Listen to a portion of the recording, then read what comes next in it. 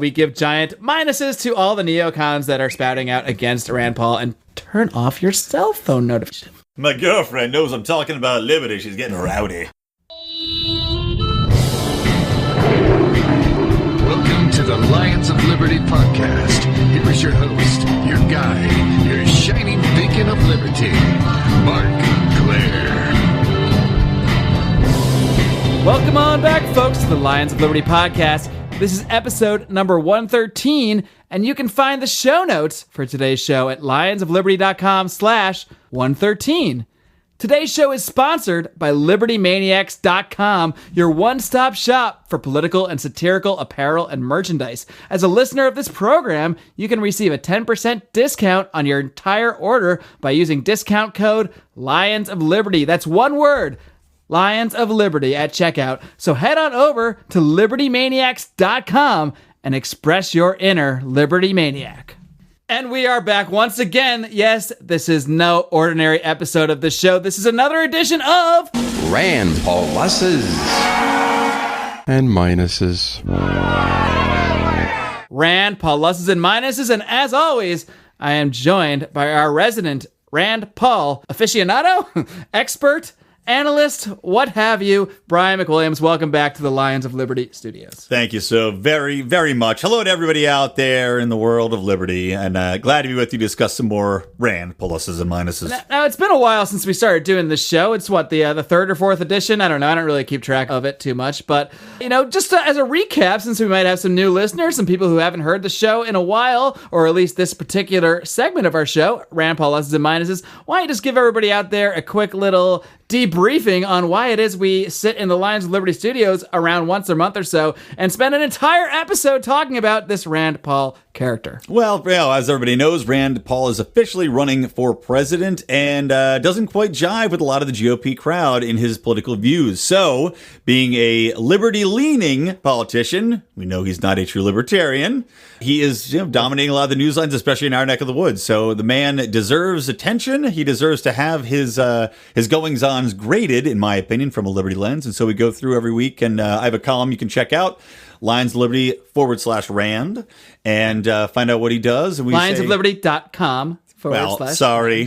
.com. Maybe they're new to the internet, and maybe they don't know about the .com part. And also a www at the front. My dad might not know. If he might just type it in and not put the .com, and then he'd just be totally confused. That's true. You got to be better safe than sorry. No offense, Dad. Anywho, we go through and basically say plus or minus according to how he's been acting. So, with that in mind, let's assign some grades. All right, let's do it.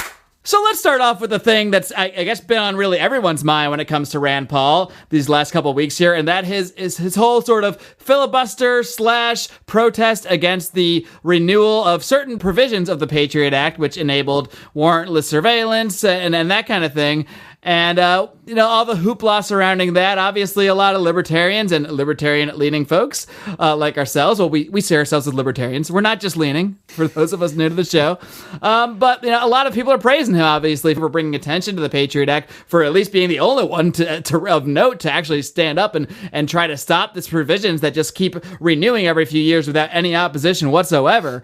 At the same time, you see, some of the GOP hawk types and some people in the mainstream media attacking him for putting our national security at risk by delaying these so effective measures put in place shortly after 9/11 to save us all from terrorists. So what's your take on this? Is there truth to what any of these people are saying? I mean, what's the deal here? Is this actually a political maneuver that actually achieved anything at the end of the day? Well, I mean, look at the amount of media attention alone that it's garnered, and I think that is a victory in and of itself. I mean, Rand he filibustered for some 10.5 hours against the Patriot Act, on the eve of, and more importantly, his filibuster successfully delayed the vote of his good friend Mitch McConnell, who is a huge advocate of passing the Patriot Act intact and keeping the Section 215, which is what had all the NSA spying parts in it, keeping that all intact. So by delaying that, he achieved a massive political victory, which was then undone somewhat by the USA Freedom Act, which was enacted about a week later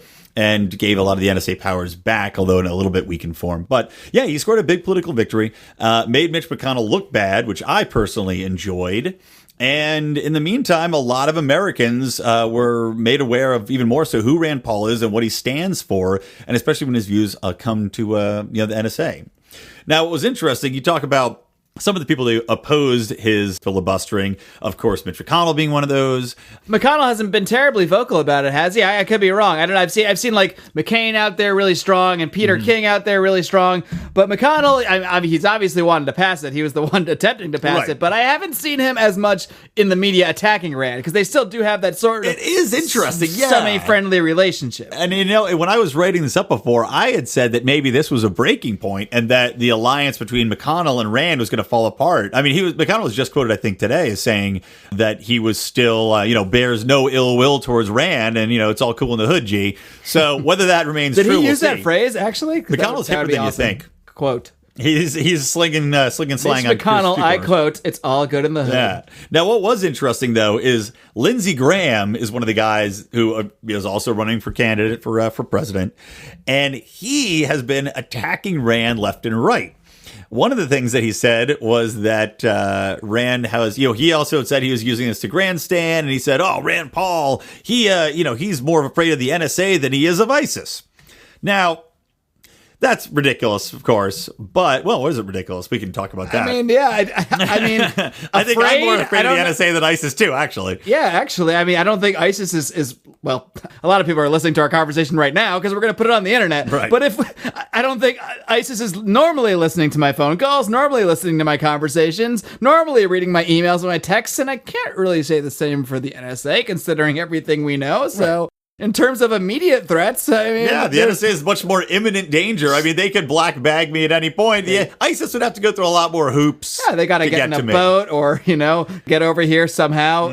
Track me specifically down, even though I typically fall on the side of people who aren't calling for military intervention against them. So I don't even know why they'd be a target of me. But I guess because I am against, all religion, including theirs.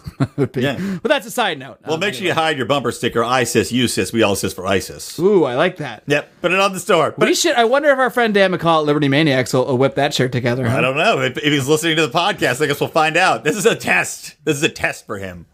But again, getting back to what Lindsey Graham said, I found it ironic because Lindsey Graham, if you don't know, also was against the NSA spying. And he's been pretty outspoken about saying that he says he is. But then that's what's so funny, though, is he says, "Oh, I'm against the NSA spying and yada, yada, yada." But then he's like bashing Rand Paul. It's like, clearly this is just a personal vendetta at this point, Lindsey.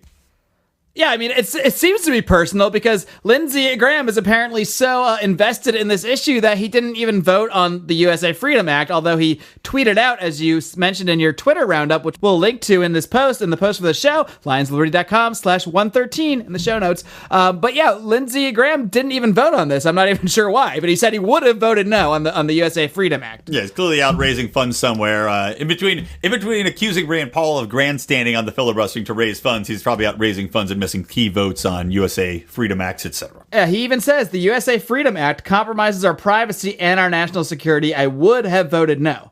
Which makes no sense, by the way. How could how could it compromise our national security and our privacy? He's an advocate for more privacy, yet he wants more national security. How does he even reconcile that in his brain? It's the conundrum that is Lindsey Graham, Put it into a haiku, Lindsey. I believe John Odermatt said this once on this program, but and I apologize to anyone out there who falls under this category, who is a good person, but never trust a man with a woman's name. And and Lindsey Graham falls under that category. Now, I'm sure there may be listeners of the show that may have names that could also be used by women. I mean, there's females named Mark and Brian out there, I'm sure too. But point being, don't trust Lindsey Graham. Something's wrong with him. No. And so let's talk about this Freedom Act, though. So this is basically what ended up getting passed in the wake of those provisions of the Patriot Act not being renewed by the Senate. So what is the deal with this Freedom Act? Because it says freedom in it, so... I think like most things that are advertised as free, it comes at a very heavy cost. It just happens to sneak up and bite you in the ass. And the USA Freedom Act seems to be the same thing.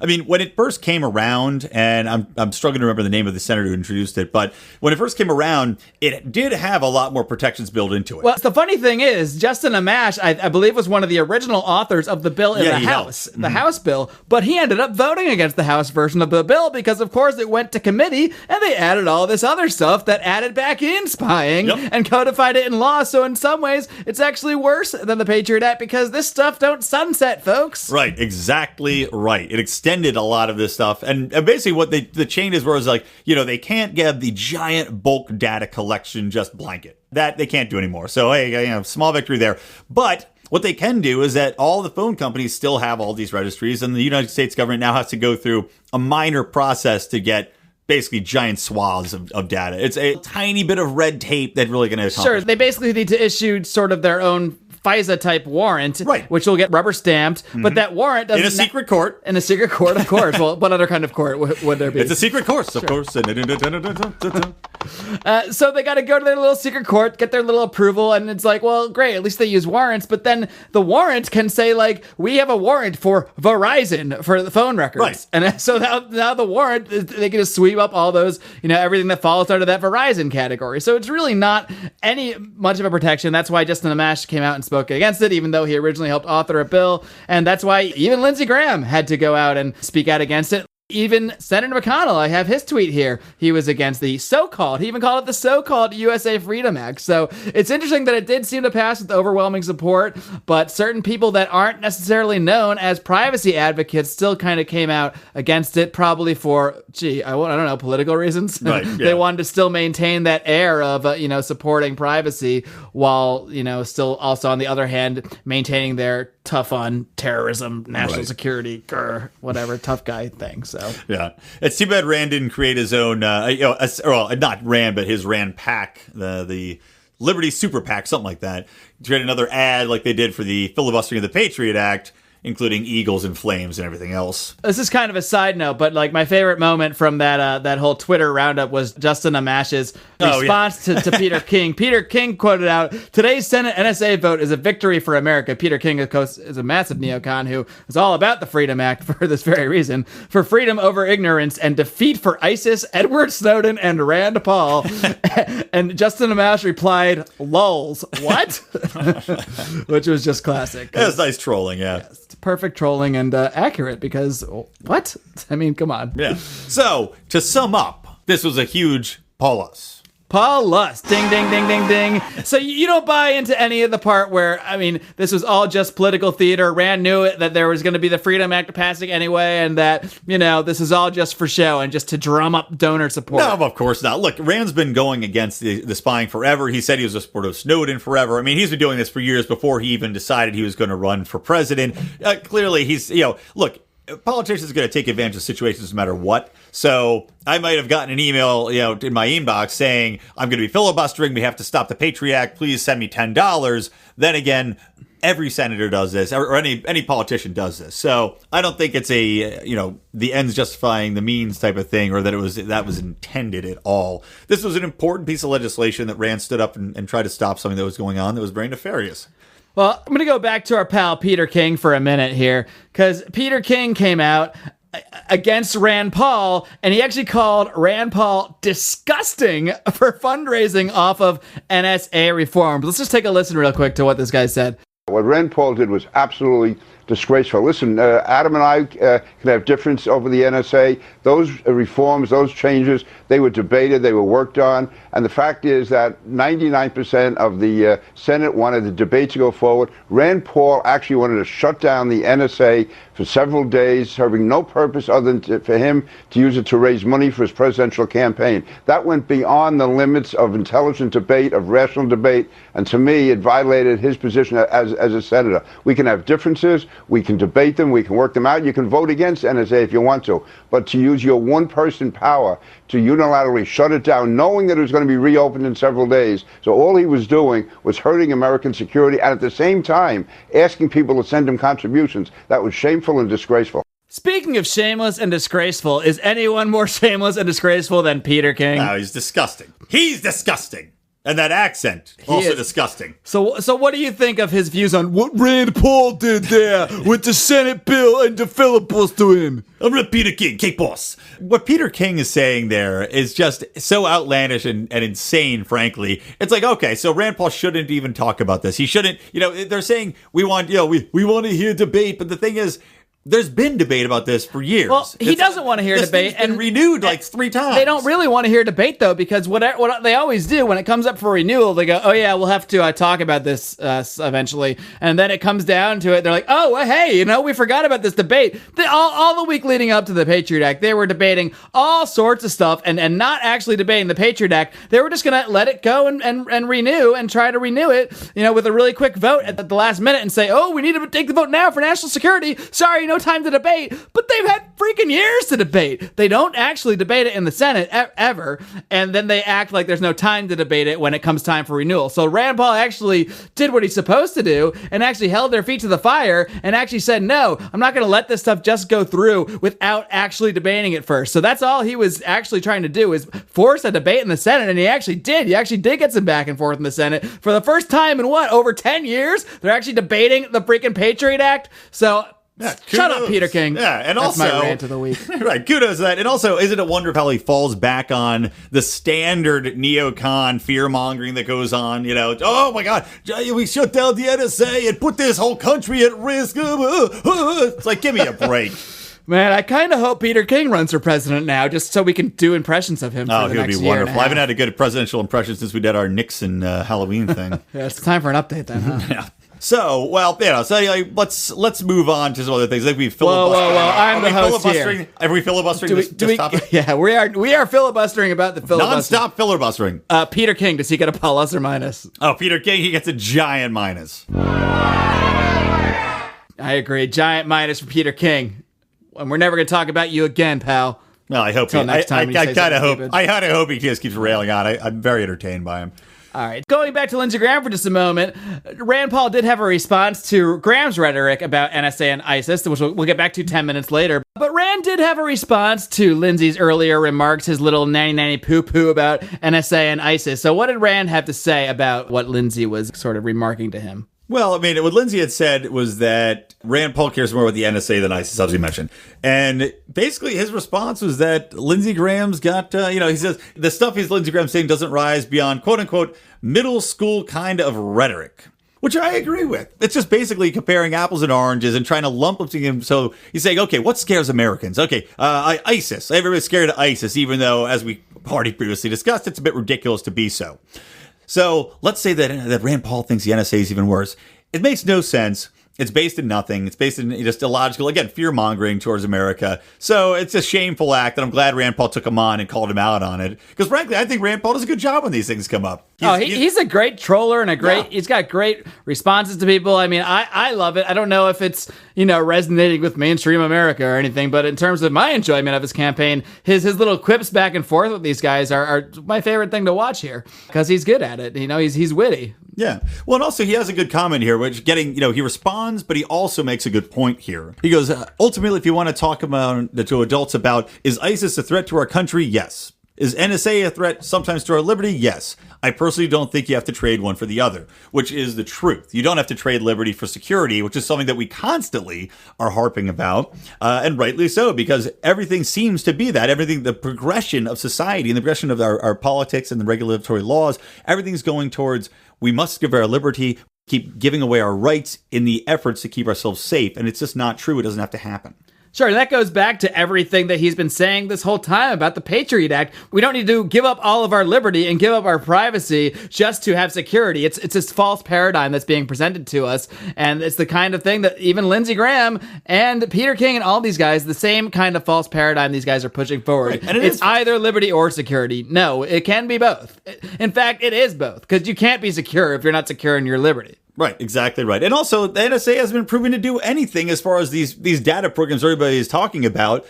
They said they've got nothing from it. It resulted in 0 convictions. It resulted in 0 terror plots uncovered. There has been actually no physical evidence to any sort of plots that have resulted from this data collection. So there's not even a leg to stand on saying that this is a vital program or any of this stuff has led to any sort of help when we're actually talking about defeating terrorist threats. Do you think that he brought up middle school because he knows that Lindsey Graham was picked on really hard in middle school for being named Lindsey? They call them. I mean, Lindsey, there's no Lindsey doubt he was. Graham. Right? There's just no doubt he was. I'm not saying it's right, but if you have a name Lindsey and you're a boy in middle school, you're probably getting picked on. Yeah, he's probably by Peter King. Quite a few lockers. Hey, Lindsey, get over here. Hey, Lindsey, you're disgusting. You got a girl's name.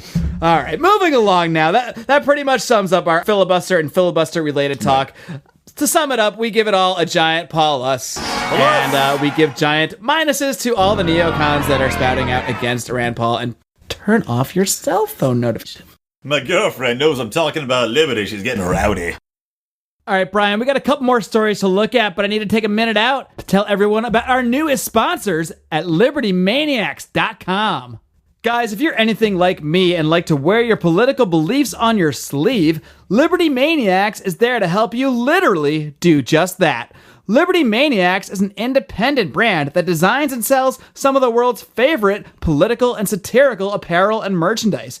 From funny political t-shirts to libertarian-minded posters, art prints, humorous mugs, and thousands of other products sold by some of the most trusted retailers, Liberty Maniacs has become a top source for liberty lovers of every stripe all across the globe, and a thorn in the side of everyone from the NSA to top politicians. And now, Lions of Liberty listeners can get 10% off your entire order by entering the referral code Lions of Liberty. That's all one word at checkout. Again, that's referral code Lions of Liberty for a 10% discount. Head to libertymaniacs.com. Wear something worth saying. All right, let's move on to some of the latest comings and goings. Obviously, you just had your newest edition of Rand Paul's and Minuses that would have just come out 2 days ago by the time this puppy is released to the world. And one thing we have to talk about here is it's something incredibly tragic. And, I'll let you tell everybody about this guy. Who is Kalief Browder? What is his relation to Rand Paul? And what is his story here of this young man who recently sadly committed suicide? Yeah, so, way to blow the end of the story, but... this isn't really about the suspense. No, true. So basically, Rand Paul has been campaigning for quite some time about justice reform, and he's one of the few president candidates that really made this a platform to campaign on. You know, it's something it's near and dear to his heart. He's spoken at a lot of African-American universities, in addition to giving speeches across the country about it, how the war on drugs is incarcerating, millions of people, if we're being honest, for victimless crimes, and how, apart from that, though, the sentencing and different sentencing, mandatory sentencing, and basically the slow turning of the justice wheel has punished people disproportionately.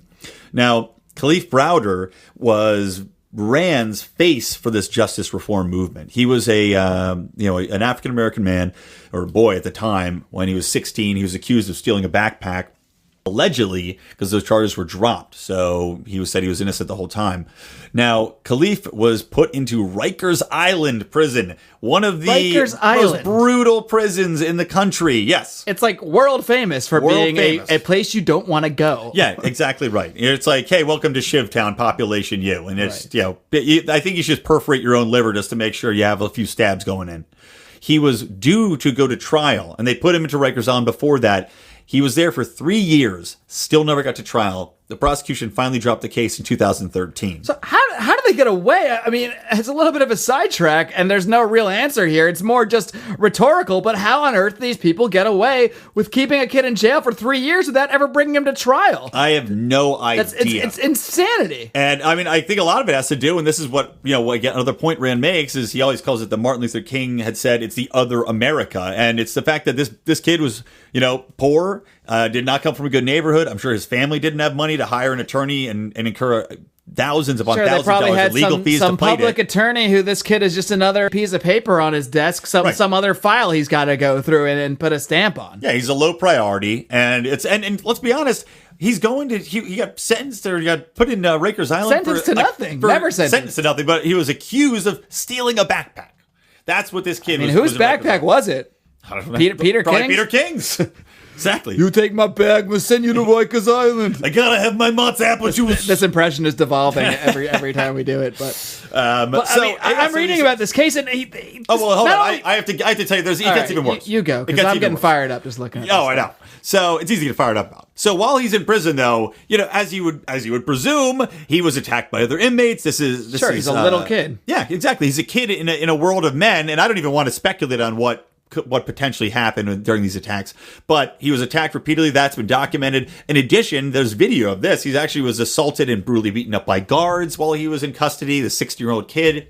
So by the time he gets out of prison, when the charges are dropped, never charged with anything, And he also tried to commit suicide 4 times while he was inside. Yeah, and 4 times. This guy spent over 2 of the years he's in prison. He spent in solitary confinement. Right. Which I thought was reserved for murderers and rapists and people who were uncontrollable. In theory, it's supposed to be for that. Now, this is a little sidetrack, but we kind of do that here. But you've seen the show Orange is the New Black, or you've seen of it. Yeah. And it's a fictionalized version of a real book, which I recently read, Orange is the New Black, about this woman, Piper Kermans, in real life, her experience in a year in a women's prison. Now, the reason I bring this up is because one of the central things that you kind of take out from that book is the overuse and abuse of solitary confinement in the justice system. These women would be thrown in solitary confinement sometimes for just looking at someone the wrong way. It wasn't used to necessarily restrain people who must be taken away from the rest of the prison population for safety reasons. It was routinely used merely as punishment, and that punishment could be handed out for absolutely anything, from something, maybe something perhaps legitimate, like a fight or someone stealing something, all the way down to just, looking at someone the wrong way or getting on somebody's bad side. And for whatever reason, this kid is 16. He's thrown into Rikers Island. He's probably scared as hell. And for whatever reason, rubs enough people the wrong way to spend almost 2/3 of his time in solitary confinement. So it's absolutely just frustrating as all hell that this thing can even happen in America. This is the United States of America. I like to re-emphasize that fact. This is the land of effing free, that this kid is locked away for 3 years, 2 of which he's in a cell by himself. And when he's not, he's busy getting harassed by guards. There's a video of him getting beaten up by a guard. Yep. By other inmates. He was attacked repeatedly. I mean, this kid's not even 18 yet, and this is what he has to go through. Never even got to trial. Charged, but he never saw a trial. So this child, who became a man, essentially, he became a man by fire. He was basically like going to war and becoming a man, but with just as many severe psychological traumas as somebody who's gone to war when they were 16, comes out and unfortunately committed suicide on Saturday. It'll be Saturday the 6th.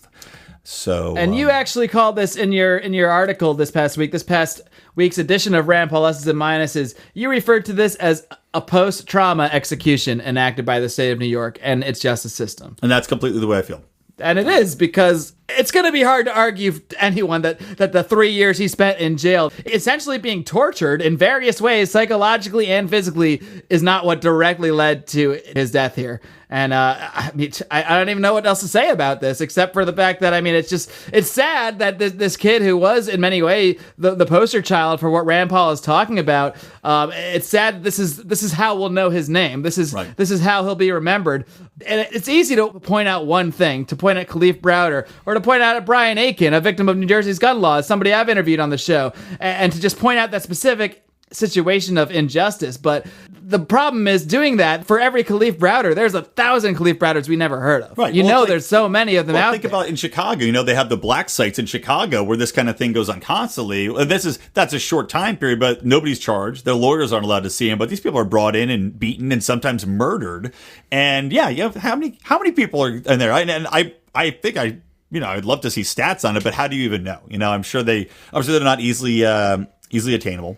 And the tragic outcomes like this, I'm sure there's many more of those we don't know about either, because no one's reporting them. No one's drawing attention to them, as you said. Absolutely. So obviously the death of this young man is a minus for society and a minus for his family, but Rand Paul bringing attention to this case certainly counts as a Paulus. Exactly. It is a very sad Paulus, but this is a story that will live on. And in a way, this man's now become a martyr, hopefully a martyr for a cause, when we'll see actual change when justice reform comes about, and hopefully there's actual legislation put in place to make sure none of this can happen ever again.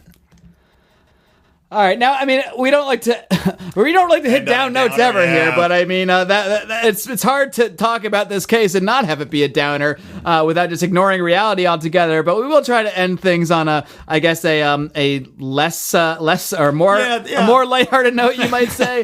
And as we mentioned on, I believe, the last edition, we talked about this. Rand Paul has his new.